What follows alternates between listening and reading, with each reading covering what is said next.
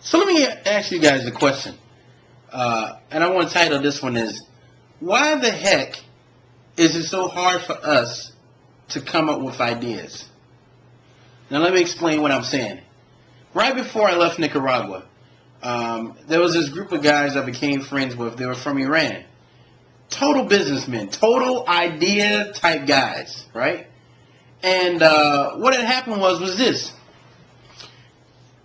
I was talking to an Iranian guy, and a Nicaraguan guy was right beside him. And I said, who is this gentleman beside you? And he was like, well, this is one of the guys I know. He said, but he owes me a lot of money. And I said, well, are you going to get this money? He said, well, no, but yes.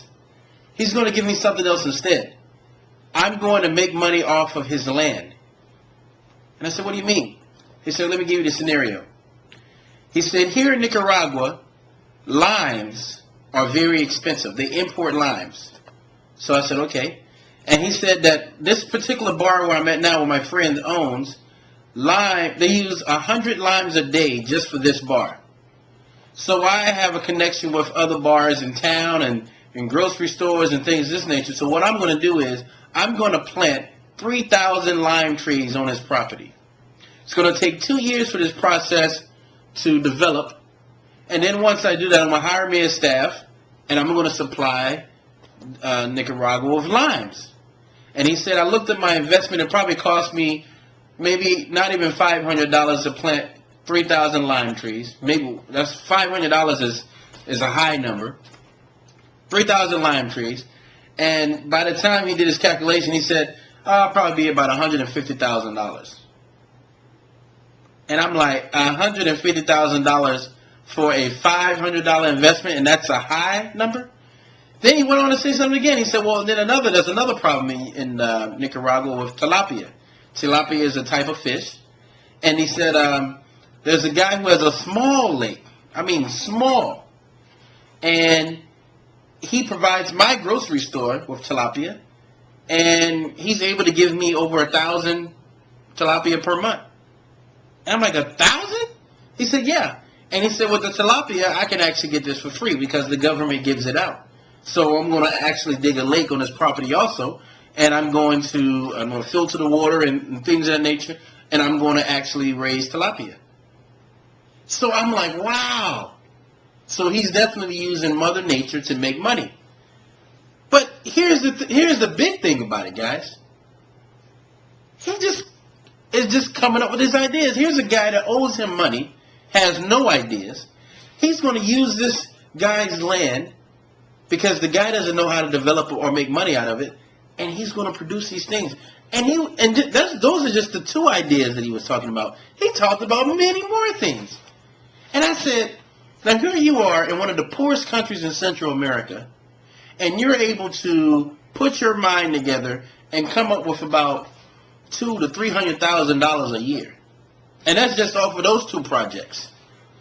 Now we have people in America, which is probably one of the most strongest countries in the world, and we can't come up with any ideas.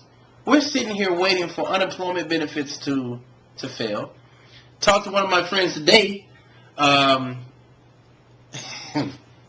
when I laugh, I'm not laughing at the people, and you'll see what I'm talking about. Because I've always said, my friend and I, we joke all the time. When we see people rolling around in the BMWs and the Mercedes, and we see them, like, we make jokes with each other. We say, oh, there's our car right there. We know that's not our car. We laugh at it because we say that the person is participating in debt. They're participating, they're trying to do that rat race thing. So here's a lady in tears. They call her in on her day off and say, hey, could you come in and do a couple hours? So while she came in, she did a couple hours. They said, oh, yeah, by the way, here's your pink slip. Sayonara.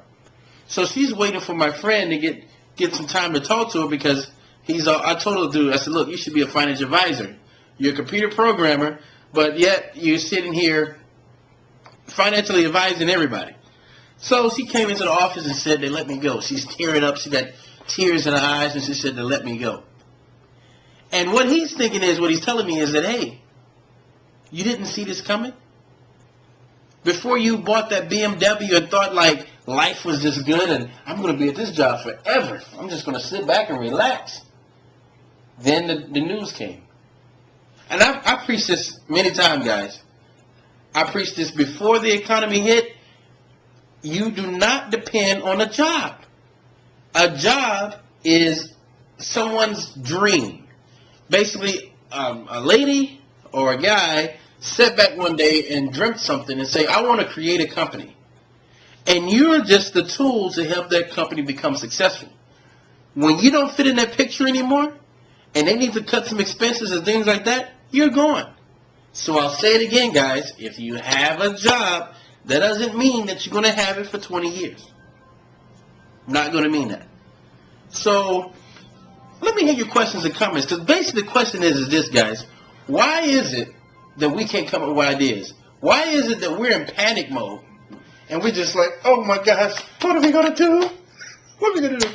My unemployment benefits is going to go. Why do we get so scared? How do we get so scared that we can't think straight? So I don't want to make an opinion on it. I just want to hear from you guys. Why do you think this happens? So let me hear your questions, comments. Until next time, signing off.